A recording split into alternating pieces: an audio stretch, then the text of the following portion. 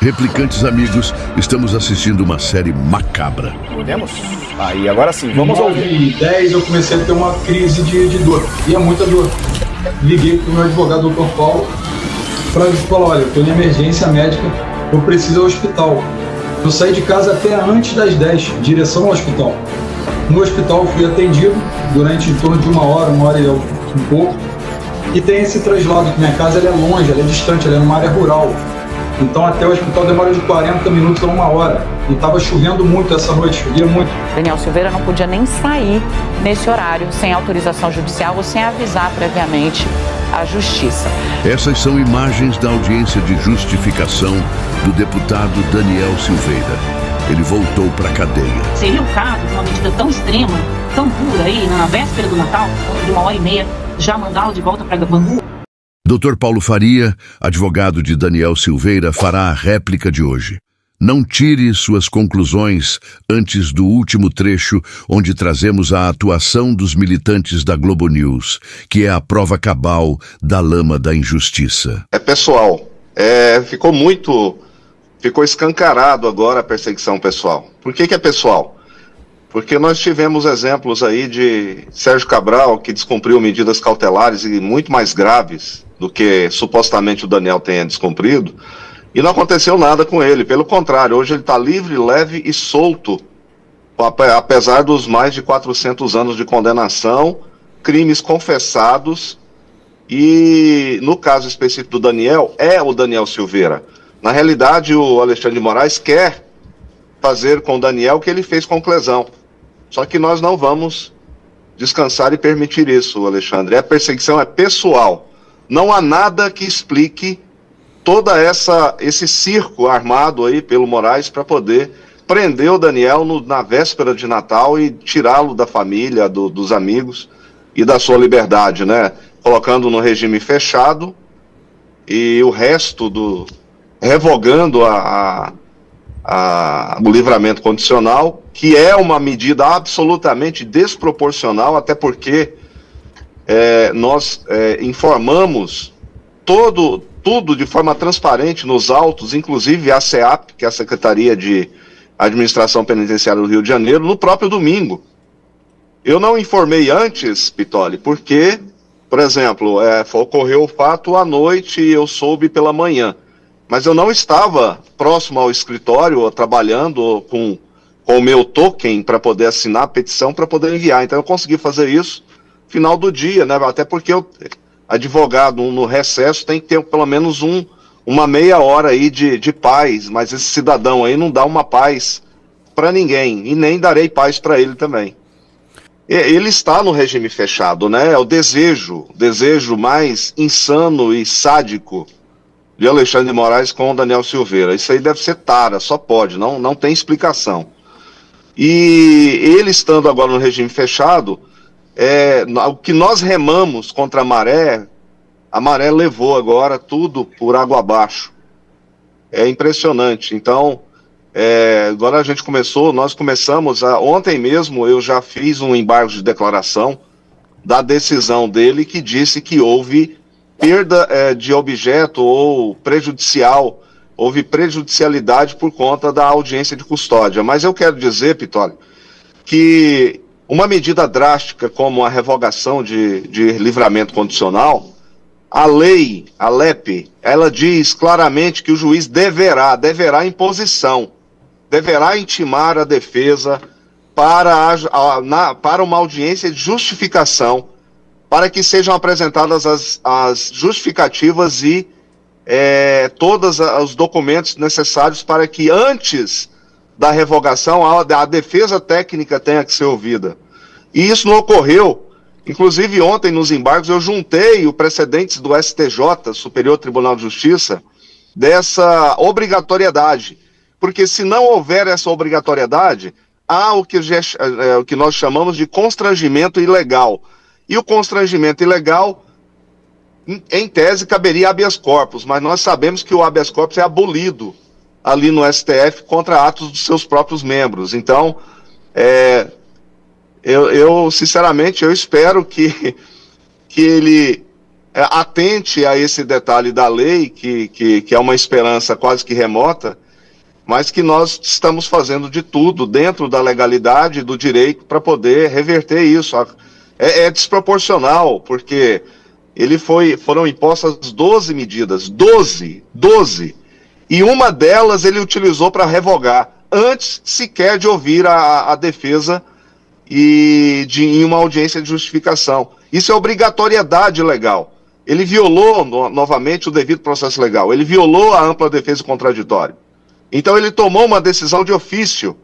Nem sequer a Procuradoria-Geral foi ouvida antes da revogação. Então é impressionante a gana pessoal, a perseguição que ele faz com o Daniel Silveira, que é o seu preso de estimação. E aí destroçou a família, destroçou os amigos, tudo. Acho que boa parte do Brasil ficou realmente com um Natal triste por conta dessa atitude leviana, irresponsável, ilegal, irracional desse cidadão vestido de toga.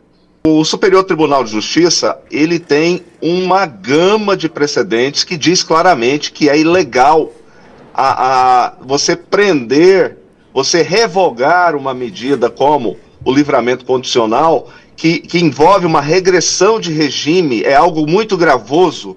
Então, a lei determina que o juiz de verdade, não esse que está aí, ele tem que intimar a defesa para que a defesa participe de uma audiência de justificação, inclusive em defesa oral, para que o juízo, depois dessa audiência de justificação, ouvindo ainda o Ministério Público, ele tome a decisão de revogação da medida. Ele pode também, de ofício, fazer isso, mas ele não pode prender primeiro para depois averiguar. O que ele suscitou de irresponsavelmente na decisão? Ele duvidou que o Daniel Silveira tenha ido ao hospital. Ele duvidou, inclusive questionou a urgência. Agora, ele é médico também.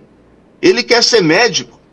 Porque ele duvidou, ele disse que não via, não entendia que a medida fosse de urgência. Em julho, no final de julho, início de agosto, ele já teve esse problema lá em Bangu, e eu requisitei via ofício à SEAP que enviasse todo o histórico médico do Daniel.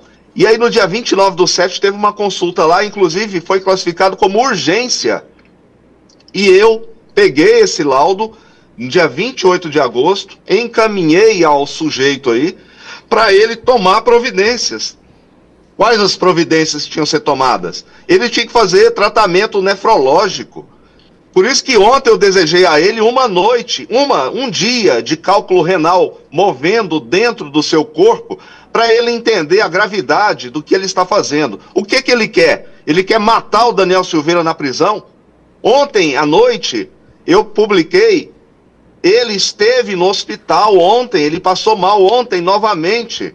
Ele foi levado à UPA, que fica dentro do complexo. Ele passou mal, ele está com cólica, com crise renal, e aí o emocional também ajuda, né? Mas ele também ainda está urinando sangue. É hemácias no sangue, hemácias na urina, é sangue. Então, eu só tenho uma explicação. O Alexandre de Moraes quer fazer com o Daniel o que ele fez com o Clesão. Ou seja, ele quer matar o Daniel Silveira dentro da prisão. É impressionante. Tudo, ele sabe de tudo. Ele só finge demência para poder não tomar providência, porque é o Daniel Silveira. Ele é absolutamente um tirano, uma pessoa sem alma, uma pessoa que quer, por tudo, tirar não só a vida do Daniel, mas a vida da família inteira, porque ele está prejudicando a família inteira, toda a família. Imagine a situação da filha, das filhas, da mãe, que durante mais de 2 anos chorou dia após dia, vendo o seu filho preso, sem crime algum. Então é revoltante. E eu quero que esse pessoal que fala em direitos humanos, cadê esse pessoal que fala de direitos humanos? O cara está sendo torturado dia e noite, e não se faz nada. Ele tinha que ter intimado a defesa antes de revogar de ofício o livramento condicional e mandá-lo para o regime fechado, doente. Daniel Silveira está doente, com doença crônica renal, ele precisa de cuidados médicos. E não é lá dentro do presídio, dentro de Bangu, que ele vai ter isso. E o Moraes sabe disso, ele tem ciência disso, mas o que ele quer é matar Daniel Silveira. A história parecia bem simples. Daniel Silveira, com histórico de problema nos rins, tinha expelido 2 pedras na cadeia, vai para casa, se sente mal, pega o carro, vai ao hospital, é atendido e volta para casa. Não é bem assim. Existe um condomínio entre o trajeto da casa para o hospital. Então, o que foi fazer Daniel Silveira na Granja Santa Lúcia, que fica em Itaipava, longe de sua casa e longe do hospital. Não é nem no caminho, Dani, é depois. Casa de Daniel Silveira, hospital e depois a Granja Santa Lúcia. Então, esse que vai ser investigado, e eu perguntei ao doutor Paulo Faria, que inicialmente falou de casa hospital. Eu perguntei, tem um condomínio. Não é nem no meio do caminho, é no pós-caminho. Então, a explicação da defesa é que Daniel Silveira foi buscar a esposa em algum lugar que eu não sei onde fica. E eu já dou o nome aqui, Granja Santa Lúcia, para acompanhá-lo até o hospital. Eu falei, mas não tinha alguém dirigindo o carro? E ele responde, bom, a esposa não estava em casa e quem estava dirigindo, quem o levou ao hospital, não poderia ficar com ele. Aí eu perguntei, poxa, mas não poderia ficar com alguém que está sofrendo? Então diz o advogado, ele, que é o Daniel Silveira, queria a esposa. E isso deve ser natural para quem é casado. Eu faria o mesmo, responde o advogado.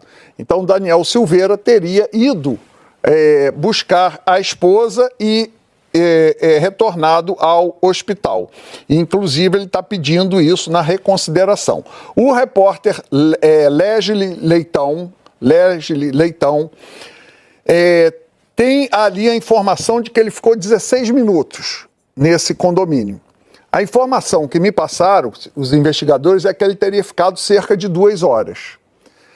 E que a história de que ele ficou no hospital, no banco, esperando, portanto, não corresponde aos fatos. Ele efetivamente, a tornozeleira registra que ele sai do hospital logo depois daquele horário da internação. E a demora é porque Daniel Silveira foi para a Granja Santa Lúcia. Eu tive acesso à fonte. Qual foi a fonte? A esposa. Eu tive acesso, eu não tive, eu conversei com o Daniel no domingo, ele me explicou tudo o que aconteceu, eu expliquei isso para esse sujeito, coloquei lá no dia, coloquei o laudo, coloquei, quem é jornalista para poder questionar laudo? E exato. Outra, esse pessoal não sabe fazer conta, por quê? Quando você é liberado do hospital, você sai imediatamente no mesmo segundo? Normalmente, quando alguém tem crise renal, ele fica extasiado, ele fica numa transição entre o anormal para o normal. Agora, essa anormalidade é utilizada para poder gerar clique, gerar audiência. Então, o que esse pessoal fez aí é o suprassumo da burrice e da ignorância. Por quê? Quando o Daniel passou mal, a primeira coisa que ele fez foi ligar para mim. Isso foi às 20 horas e 41 minutos, ele ligou para mim, relatou, e eu disse, corre para o hospital. Se houver uma ultrapassagem de horário, pegue todos os documentos médicos para que seja informado no processo que ocorreu, porque você não está dolosamente, ou seja, com aquela vontade de descumprir, doloso, é quando você tem aquela ânsia, aquela vontade de descumprir. E aí você não tem esse dolo, então a gente vai justificar. Amanhã, quando eu voltar do meu passeio, eu vou, porque era recesso, né? Eu vou informar, no final do dia, eu informo ao ministro, eu oficio a SEAP. E foi isso que fez. Ele saiu às 20h50 e alguma coisa, foi buscar a esposa. Por que ele foi buscar a esposa em outro local? Porque a esposa não queria mais nem pisar no local lá onde é que ele reside, lá no bairro de Araras.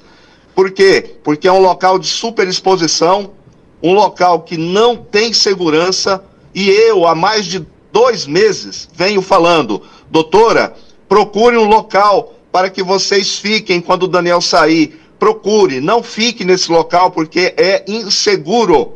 Há mais de 2 meses eu venho pedindo. E ela, não se sentindo insegura, ela foi para outro local. Ela ficou, acho que na casa de uma prima, alguma coisa assim, aguardando o Daniel. O Daniel saiu, passando mal, foi até lá, que o primo dele levou, o sobrinho, levou até onde a doutora Paola estava. Ela pegou o Daniel, levou para o hospital, ficaram lá até a 00:35, quando foi o laudo, a saída. Então, a 00:35 até 2:10 não dá 2 horas, não. Esse povo não sabe fazer conta. Amplia. E outra, o trajeto noturno em BR, com chuva, é mais lento do que esse bando de abutres falando que leva 25 minutos para chegar. Então, quando o Daniel saiu do hospital, ele foi deixar a esposa no mesmo lugar que ele pegou e foi para casa, porque ele tinha medida a cumprir. Ele não foi para boate, ele não foi para boteco, ele não foi para bar, ele não foi para lugar nenhum. Ele foi deixar a esposa que acompanhou ele. Inclusive, hoje eu vi uma publicação, até a própria filha me mandou, uma pessoa publicou, Prisciane, que é a filha dele, eu encontrei o Daniel no hospital. Então, é um bando de abutres, esses jornalistas que querem distorcer a verdade e tentar achar pelo em ovo, que é o que eles fazem. Só isso que eles fazem. Eles não fazem mais nada da vida, senão a desgraçar a vida dos outros. É revoltante. Eu, como advogado e também jornalista, eu me sinto envergonhado desse tipo de conduta, desse tipo de gente. Atendi todos os jornalistas de UOL, de Globo News, TV, todos. Do mesmo jeito que eu falo com todos, eu sou respeitoso com a imprensa. A imprensa não é respeitosa. Ela é irresponsável, a grande maioria. Essa foi a réplica de hoje. E se você chegou até aqui, nós queremos saber qual é a sua opinião. Entre nos comentários e deixe a sua réplica. Nos vemos no próximo vídeo.